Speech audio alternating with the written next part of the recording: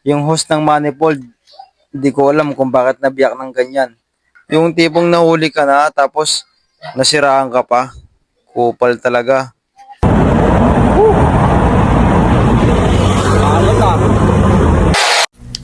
At buti na lang talaga na tropa na napakabait. Kasi tinulungan niya. Salamat ako sa iyo, ya. Hanggang sa Hello, warap sa inyo mga kupal. Isang magandang umaga nga pala at isang magandang panahon at ang maganda na kalsada. Ngunit sa kabila ng kagandahan ng lahat, merong nangyari na hindi ko inaasahan. Tang inang yan. Gago! At ayun na nga, sa kabila ng ganda ng takbo ni Uno, bigla na lang siyang namatay. At ang dahilan kung bakit siya namatay, ito, makikita nyo. Yung host ng manifold, hindi ko alam kung bakit nabiyak ng ganyan. Sa mga radar user dyan, alam niyo na kung ano yung manifold. Sa mga walang motor dyan, bala ka sa buhay nyo, makakupal kayo.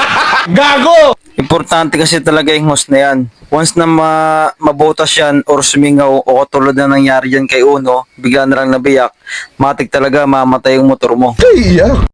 At eto na nga, syempre, ano pang gagawin? Di magtulak. Tang inang hayop na talaga yan, no? Bago nga pala ako masiraan dyan, nahuli nga pala ako dyan. Yung tipong nahuli ka na, tapos nasiraan ka pa. Kupal talaga. Pag tumingin ka, akin ka, pwede ba na ako'y lingunin? Kapag ginabot ka nga naman talaga ng kamalasan, no? Tamang tulak ka talaga. Medyo malayo-layo nga rin pala talaga yung pinagtulakan ko dyan, kaya medyo hiningal talaga ako. Kaya dyan sa part na yan, nagpahinga muna ako saglit. Pahinga muna po, kayo lang yan. Kapoy!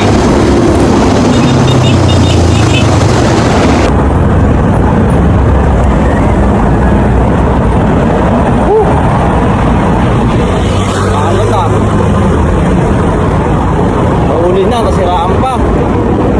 Kupal talaga. Siguro meron dahil ng lahat. Bakit nangyari nangyayari ngayon? Tangan ng buhay. Dahil ang pinturakan ko ah.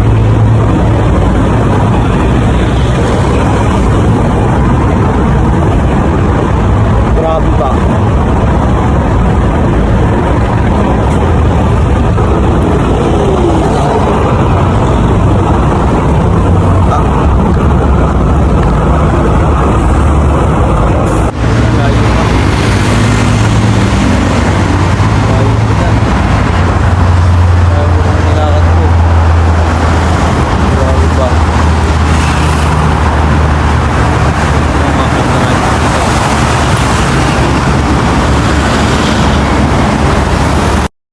At eto na nga, pagkatapos kong mapagpahinga ng konti, nagpatuloy na nga pala ako sa aking pagtutulak. Buti na lang sa hindi kalayuan, meron na ako nakitang motor shop at nanghiram na ako ng gamit. Boss, gusto mo ng alin mo, boss? Sumobra yung gamit na nilagay mo, boss? Diyan siya nata. Gusto mo ng alin? Saka doon? Alin? Okay, kaya nag-clear ko na lang. Kaya ano? Kaya bagat 5, pang paklas clearance. Para pag nasobrang. Isa lang, ada rin. Yun, mga kupal, nakiram tayo ng gamit dito ko lang muna.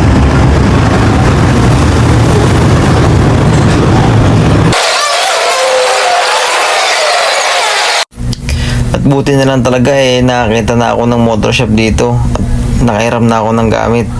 Kasi kung sakaling wala akong nakitang motor shop dito, naku po, ang layo talaga ng pagtutulakan ko. At ito na nga mga kupal ko, nabaklas ko na nga pala yung sinasabi ko sa inyong host na nabutas. Ay no, kung titignan nyo, biyak na biyak talaga siya. Nasira. Ang remedyo lang na gagawin ko dyan, ipuputulin ko lang yan dyan banda. Aalisin ko lang yan yung may butas na yan. Aalisin ko lang yan. Ikakat ko lang yan dito. Tapos, ibabalik ko na siya.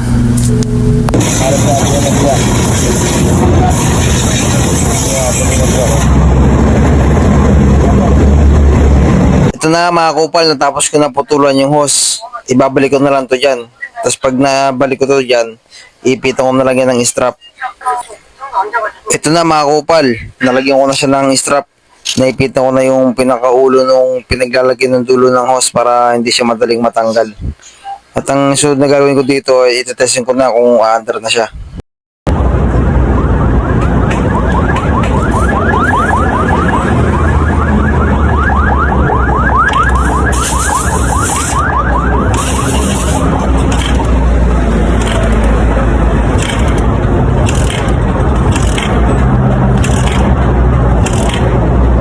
At ito na nga mga kupal, pagkatapos kong ibalik yung hose, balik ko naman siya ng maayos, ayaw niya pa rin umandar. Hindi ko nga alam kung bakit, nabalik ko naman ng maayos yung hose, nalis ko na yung may butas. Di ba, kita nyo naman, naputol ko na. Kaso, ayaw pa rin niya umandar, yung pala, nasira din pala yung niya, ignition coil. Naputol yung wire, kaya itong si tropa, hindi na siguro nakatiis, nilapitan niya na ako. Siya nga pala yung nag-ayos ng wire dyan, siya yung nagdugdong. Tapos yung spark plug na yan, chinek niya rin niya, spark plug cap, kung okay naman. Kaya nung nakita niya na okay naman, binalik na niya. At yun, napaandar na namin si Uno. Shoutout nga pala niya kay tropa na napakabait. Kasi tinulungan niya ako. Kahit na hindi ako humingi ng tulong sa kanya, ikusa lang siya lumapit para makita kung bakit ayaw umandar ni Uno. At ayun na nga, i-check up niya si Uno, share niyo nakakita na wala mo pasok na kuryente. Kaya nagpapasalamat ako sa iyo, ya. Hanggang sa muli natin pagkikita. Paalam!